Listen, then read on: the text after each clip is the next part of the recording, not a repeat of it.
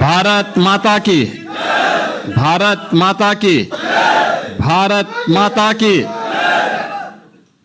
आदित्यनाथ जिंदाबाद, योगी आदित्यनाथ जिंदाबाद, योगी आदित्यनाथ जिंदाबाद, योगी आदित्यनाथ जिंदाबाद, योगी आदित्यनाथ जिंदाबाद, योगी आदित्यनाथ जिंदाबाद,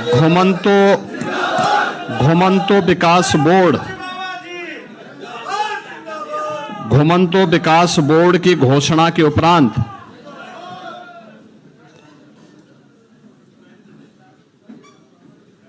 आज के इस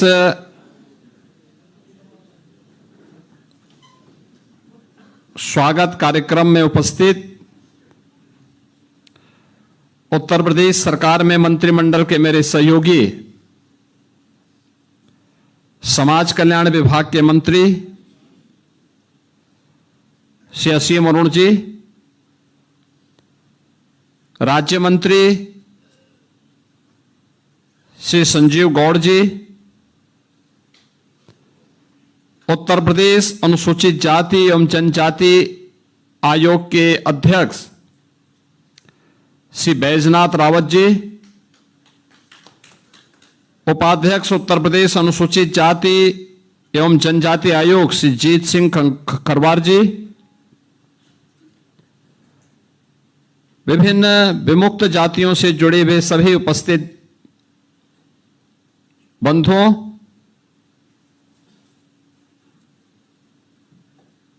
विमुक्त जाति विकास बोर्ड की घोषणा के उपरांत इसके प्रति आभार एवं धन्यवाद ज्ञापित करने के लिए आप सभी लोग यहां पर उपस्थित हुए हैं। मैं सबसे पहले आप सभी बंधुओं का और पूरे घुमंतु समाज का हृदय से धन्यवाद करता हूं।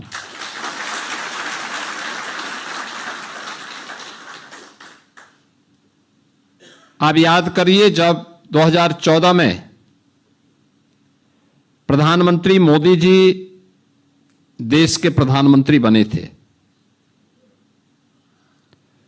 उन्होंने उस समय देशवासियों को कहा था कि बिना भेदभाव के शासन की योजना का लाभ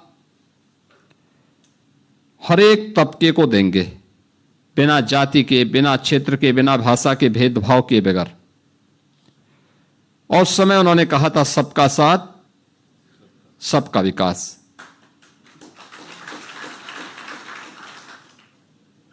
सबका साथ और सबका विकास का यह मंत्र आज समाज के प्रत्येक तबके के उत्थान का कारण बना है। और उत्थान की सी कहानी कि इस नई कड़ी का नाम है घुमंतु जाति विकास बोर्ड।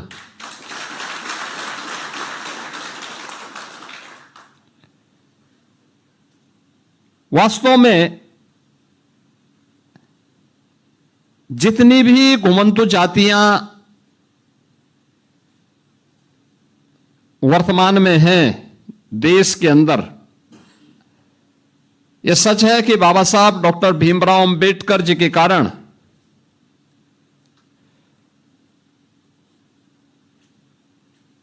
आजादी के बाद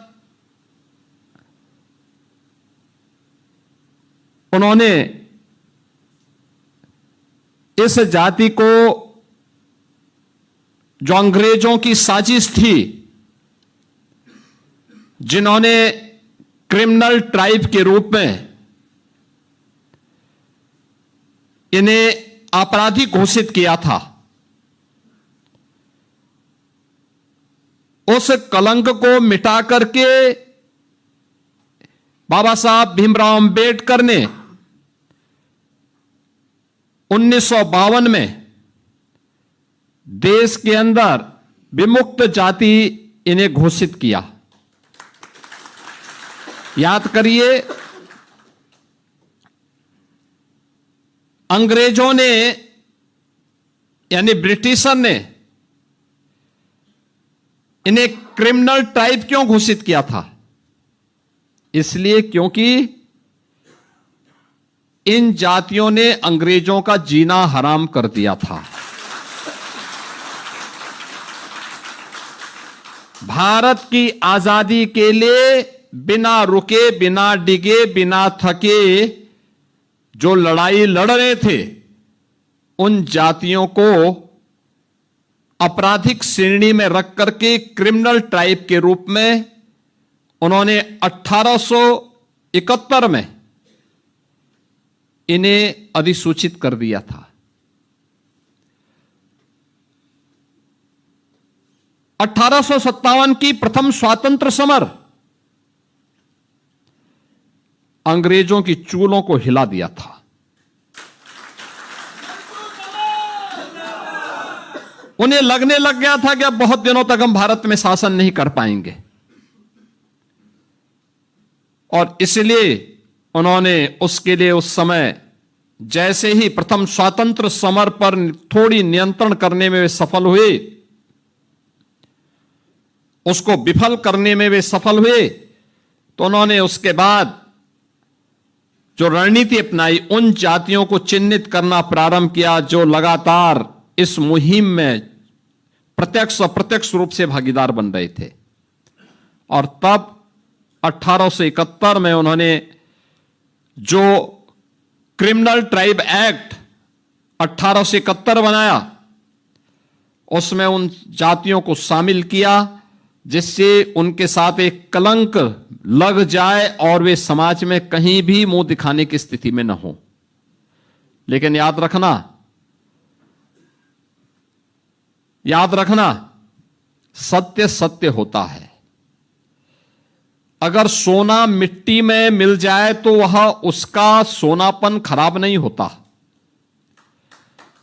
अगर कुछ देर के लिए सूर्य के सामने बादल आ जाएं तो सूर्य की उष्मा के सामने बहुत देर तक बादल ठहर नहीं पाते। स्वतंत्र भारत में बाबा साहब भीमराव अंबेडकर ने क्रिमिनल ट्राइब एक्ट 1871 को तो समाप्त किया और विमुक्त जाति के रूप में इन जातियों को सम्मान दिया। ये अनुसूचित जाति, जनजाति, पिछड़ी जातियों में तमाम ऐसी जातियां हैं जो इन विमुक्त जाति के रूप में आज भी समाज के बीच में काम कर रही हैं। लेकिन इनके विकास के लिए, उत्थान के लिए जो कार्य होना चाहिए था वह नहीं हो पाया। पहली बार 2014 में, आजादी के बाद पहली बार 14 में मोदी जी ने इसके लिए एक आयोग का गठन किया। उन्होंने पूरे देश भर के लिए कार्य किया। और जब गत वर्ष मैं घुमंतु जाति के सम्मेलन में आया था, उस समय मेरे पास जब आप लोगों ने मांग रखी थी, तब मैंने उस समय घोषणा की थी कि हम उत्तर प्रदेश के अंदर घुमंतु जाति बोर्ड का गठन करेंगे।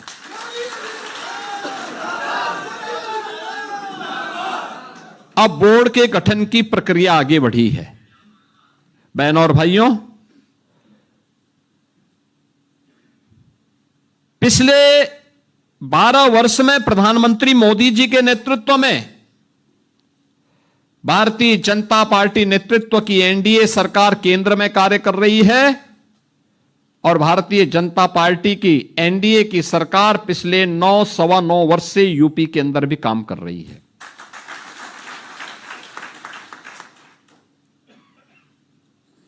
बहुत सारी जातियां आप में से ऐसी हैं जिनको हम लोगों ने बहुत सारी योजनाओं के साथ जोड़ा है। याद करिए, बनटांगिया गांव, पहली बार उन्हें राजस्व गांव के रूप में मान्यता दी गई। हजारों की संख्या में वे लोग आज समाज की मुख्य धारा से जुड़े हैं। मुसहर कोई पुरसा हाल नहीं था। उन्हें सभी प्रकार की सुविधाओं से युक्त करने का काम किया। थारू हो, गौड़ हो, चेरो हो, बुक्सा हो, कोल है, सहरिया है, ये जितनी भी जातियां हैं, इन सभी को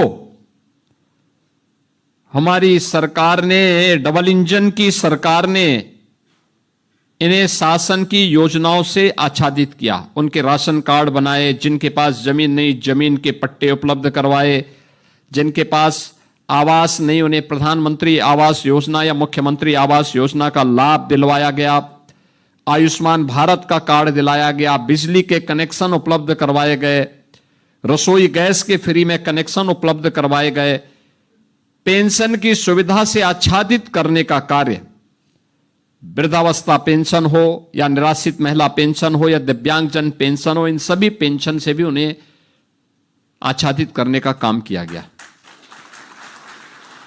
ये सभी इसलिए क्योंकि प्रधानमंत्री मोदी जी जो बार बार कहते हैं कि जिसको कांग्रेस और समाजवादी पार्टी ने जिसको पूछा नहीं, उसको हमने उसको बुला करके उसकी पूजा की है, इस सम्मान देकर के उसको पूजा की है। क्योंकि हमारे लिए जनता केवल वोट बैंक नहीं है।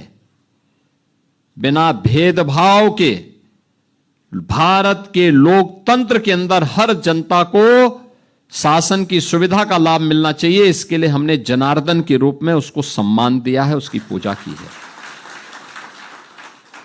और यही कारण है कि चाहे वह बनटांगिया हो, चाहे वह मुसहर हो, चाहे वह कोल हो, चाहे वह बुक्सा हो, सहरिया हो, गौड़ हो, थारू हो, चेरो हो, इन सभी जातियों के उत्थान के लिए जो कार्य हुआ है, इनको सिचुएशन के लक्ष्य तक पहुंचाने के लिए जो कार्य किया गया है, ये उसी श्रृंखला का हिस्सा है। आप सोचो, इससे पहले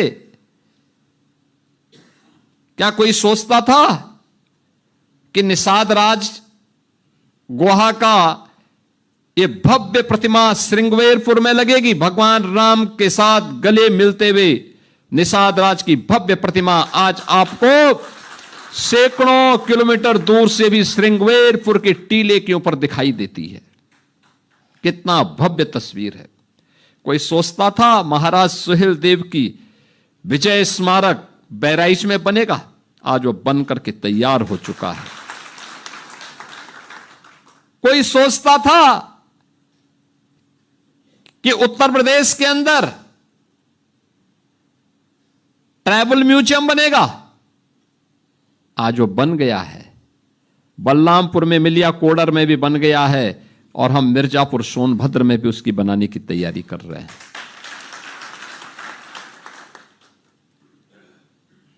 कोई सोचता था इन क्षेत्रों में विश्वविद्यालय बनेंगे? आज आजमगढ़ का विश्वविद्यालय महाराज सुहेल देव के नाम पर, बहराइच का मेडिकल कॉलेज महाराज सुहेल देव के नाम पर। कोई सोचता था कि उत्तर प्रदेश में महिला पुलिस बटालियन 3 गठित हुई और तीनों के नाम किसी न किसी वीरांगना के नाम पर। याद करिए, बदायूं में वीरांगना अवंतीबाई लोधी के नाम पर, लखनऊ में वीरांगना उदा देवी पासी के नाम पे, और गोरखपुर में वीरांगना झलकारी बाई कोरी के नाम पर।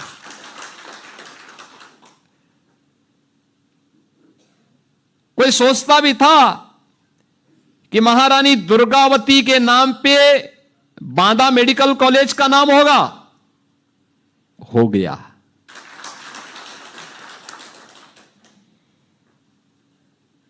ये सभी कार्यक्रम उसी श्रृंखला के हिस्से हैं। यह बोर्ड जब कार्य करना प्रारंभ करेगा, ये बोर्ड इन सभी जातियों को चिन्हित करके फिर उन्हें सिचुएशन के लक्ष्य तक पहुंचाने के लिए, सिचुएशन का लक्ष्य का मतलब सभी योजनाओं से उन्हें लाभान्वित करते हुए उनके जीवन को, स्तर को उठाने का प्रयास भी करेगा। घुमंतु जातियों के साथ साथ अनुसूचित जाति जनजाति के बच्चों के लिए सरकार ने अभी तक आश्रम पद्धति के विद्यालय प्रारंभ किए हैं, जहां पर उन बच्चों को अत्याधुनिक शिक्षा दी जाती है, उनकी लॉजिंग फूडिंग की फ्री में व्यवस्था की जाती है। श्रमिकों के बच्चों के लिए अटल आवासीय विद्यालय प्रारंभ किए गए हैं और अटल आवासीय विद्यालय के माध्यम से उन्हें अत्याधुनिक सुविधा उपलब्ध करवाई जा रही है। पहली बार हुआ है कि श्रमिक के बारे में, स्ट्रीट वेंडर के बारे में, छात्रों के बारे में, युवाओं के बारे में, विमुक्ति जातियों के बारे में। ये विमुक्ति जातियां, इनको कोई क्रिमिनल ट्राइब नहीं कह सकता, बल्कि ये विमुक्त जातियां वे हैं जो भारत के स्वाधीनता संग्राम सेनानी हैं। और स्वाधीनता संग्राम सेनानी होने के नाते जो सम्मान उनको प्राप्त होना चाहिए था, उस सम्मान को देने के लिए ये डबल इंजन की सरकार निकली है। और उसी सम्मान को प्रदान करने के लिए हम बार बार आपके बीच में आते हैं। मैं आज के इस अवसर पर आपको इस बात के लिए आश्वस्त करता हूं, और मैं मंत्री जी से भी कहूंगा कि बहुत शीघ्र बोर्ड का कार्य रूप आगे बढ़ना चाहिए। इसका गठन और इसका कार्य रूप, गठन के स्वरूप को हम थोड़ा चेंज करेंगे। हमारा प्रयास होना चाहिए कि उस गठन में हर एक जाति का कुछ न कुछ प्रतिनिधित्व भी देखने को मिले, बोर्ड में भी। इस रूप में उसका गठन करेंगे जिससे आवाज वहां तक पहुंच सके, उन्हें बुनियादी सुविधाओं से आच्छादित करने का प्रयास करेंगे। आप घुमंतु जाति को दर दर की ठोकर खाने के लिए नहीं, बल्कि सम्मानजनक जीवन जीने का एक अधिकार ये डबल इंजन की भाजपा की सरकार प्रदान करेगी। और यही प्रधानमंत्री मोदी जी का विजन है, और इस विजन को जमीनी धरातल पर उतारने का काम इस सरकार करेगी। इस विश्वास के साथ आज आप सब यहां पर उपस्थित हुए हैं। मैं इसके लिए आप सभी बंधुओं का मैं हृदय से धन्यवाद ज्ञापित करता हूं, आपका अभिनंदन करता हूं और विश्वास करता हूं कि आप सभी मिलकर के समाज की मुख्य धारा के साथ जुड़ करके इस अभियान को आगे बढ़ाने का काम करेंगे।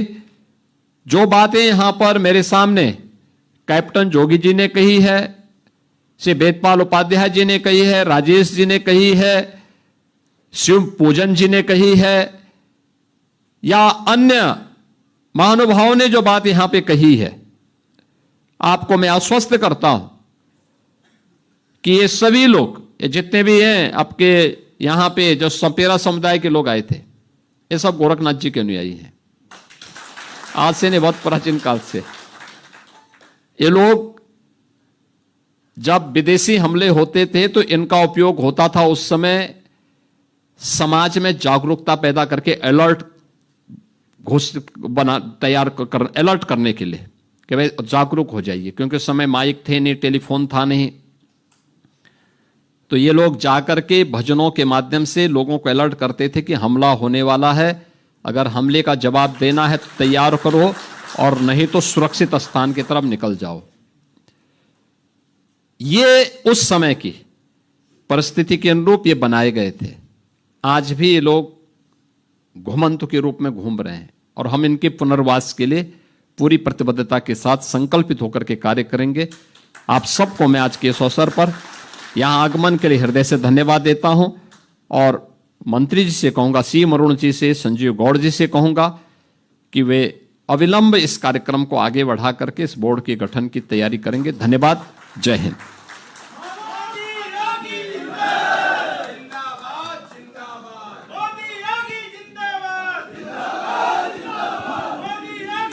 बहुत बहुत धन्यवाद माननीय।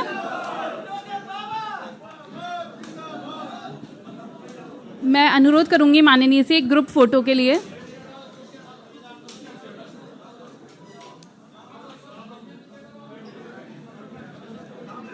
कृपया सभी गरिमा बनाए रखें और ग्रुप फोटो के लिए एक पंक्ति में आगे आ जाएं।